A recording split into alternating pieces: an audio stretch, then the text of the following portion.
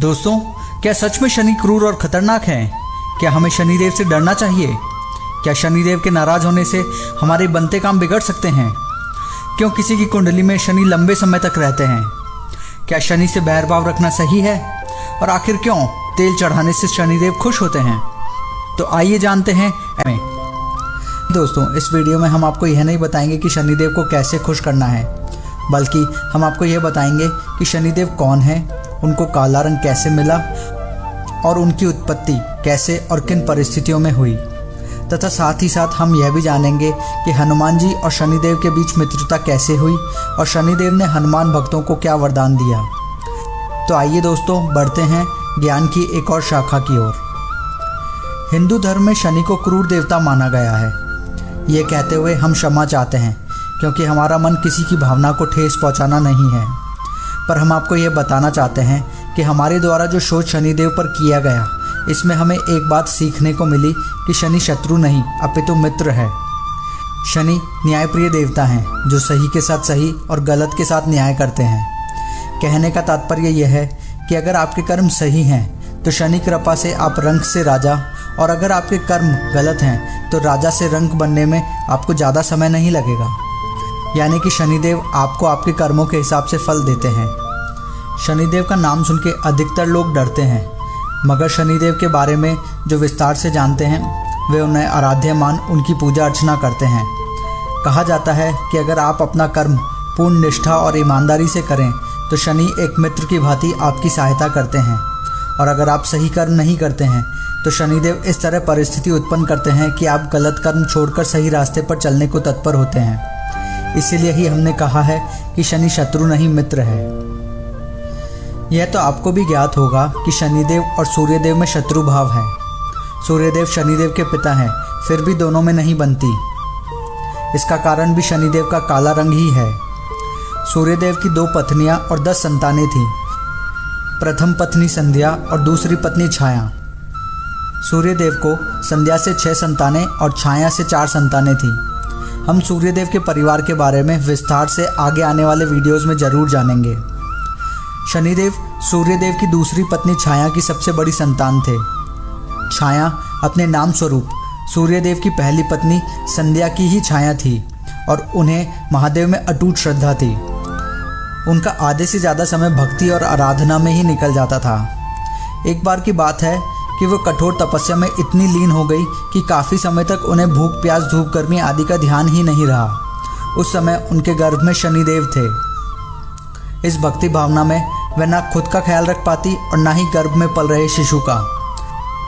उन्होंने काफ़ी समय तक अन्न जल ग्रहण नहीं किया, जिस वजह से गर्भ में पल रहे शनिदेव को पर्याप्त आहार न मिला, और सही भरण पोषण न मिलने से एवं अत्यधिक भूख सहन करने की वजह से उनका रंग काला पड़ गया।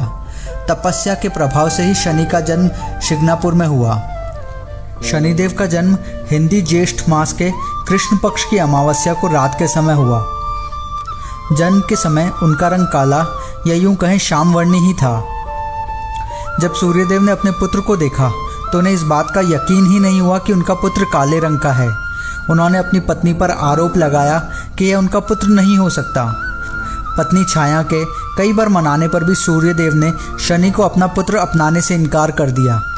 इस तरह अपनी माँ का और खुद का अपमान होते देख शनिदेव के मन में अपने पिता के प्रति घृणा उत्पन्न हो गई, और जब क्रोध से उन्होंने अपने पिता सूर्यदेव को देखा तो वे भी काले पड़ गए।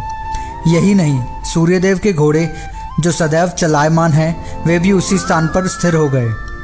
जब देवादिदेव महादेव ने सूर्य भगवान को उनकी गलती का एहसास कराया, तब कहीं जाकर सूर्यदेव ने शनिदेव से क्षमा मांगी और उन्हें अपने असली रूप रंग की प्राप्ति हुई। कहा जाता है तब से ही पिता पुत्र के रिश्तों में खटास आ गई। शनिदेव ने भी अपनी माता की तरह महादेव की आराधना करी। महादेव ने आराधना से खुश होकर शनिदेव को वरदान में कई दिव्य शक्तियां प्रदान की और कहा कि शनिदेव सभी ग्रहों से शक्तिशाली एवं प्रभावशाली ग्रह बनेंगे, और मातृ प्रेम की वजह से उन्हें न्यायप्रिय देवता का भी वरदान मिला। दोस्तों, सतयुग में रावण से जुड़ी कई लोक कथाएं भी प्रचलित हैं। इन्हीं में से एक कथा रावण और शनिदेव से जुड़ी है। जब रावण और मंदोदरी के पुत्र मेघनाथ का जन्म होने वाला था, तब रावण चाहता था कि उसका पुत्र अजय हो, जिसे कोई भी देवी देवता हरा ना सके। वह दीर्घायु हो। उसका पुत्र परम तेजस्वी, पराक्रमी, कुशल योद्धा और ज्ञानी हो। रावण ज्योतिष का परम विद्वान भी था। इसी वजह से मेघनाद के जन्म के समय उसने ज्योतिष के अनुसार सभी ग्रहों और नक्षत्रों को ऐसी स्थिति में रहने का आदेश दिया कि उसके पुत्र में वह सभी गुण आ जाए जो वह चाहता है। रावण का प्रभाव इतना था कि सभी ग्रह नक्षत्र देवी देवता उससे डरते थे। इसी वजह से मेघनाद के जन्म के समय सभी ग्रह वैसी ही राशियों में स्थित हो गए जैसा रावण चाहता था। रावण ये बात जानता था कि शनिदेव न्यायाधीश हैं और आयु के देवता हैं।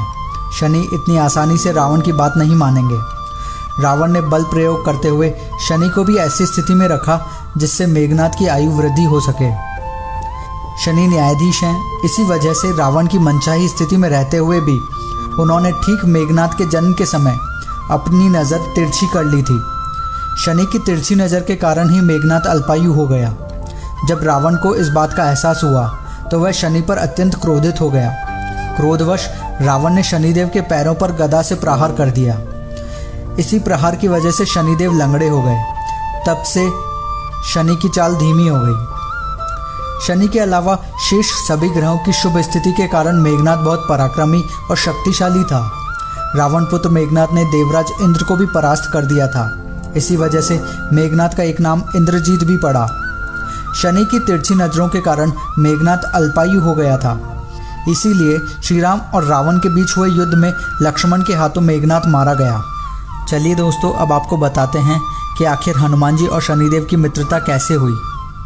दोस्तों, रामायण का वह अध्याय तो हमें याद ही है जब मेघनाद ने हनुमान जी को ब्रह्मास्त्र में बांध दिया था। उसके उपरांत हनुमान जी को रावण की सभा में लाया गया। वहां रावण ने हनुमान जी की पूंछ में आग लगवा दी थी। तब हनुमान जी ने अपनी जलती हुई पूंछ से अशोक वाटिका को छोड़कर संपूर्ण लंका में आग लगा दी। पूरी लंका धू धू करके जलने लगी, जिससे रावण द्वारा बंधक बनाए गए सभी देवी देवता आज़ाद हो गए।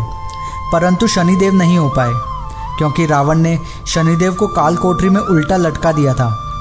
जलती हुई लपटों के कारण शनिदेव को अत्यंत पीड़ा हुई।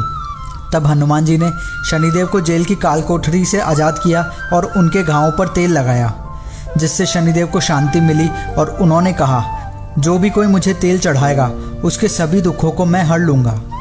हनुमान जी की सहायता से आज़ाद हुए शनिदेव ने हनुमान जी से ये कहा कि आज आपके कारण मैं आज़ाद हो पाया हूँ। मैं आपको वरदान देता हूँ कि जो भी कोई आपकी सच्चे मन से पूजा आराधना करेगा उसे कभी मुझसे घबराने की ज़रूरत नहीं होगी और उस पर मेरी सदैव कृपा बनी रहेगी। तो दोस्तों, ये थी शनिदेव के बारे में कुछ रोचक जानकारी। आज के इस अंक में सिर्फ इतना ही। आपको हमारा ये वीडियो कैसा लगा और आपके सुझाव हमें कमेंट सेक्शन में ज़रूर लिखें।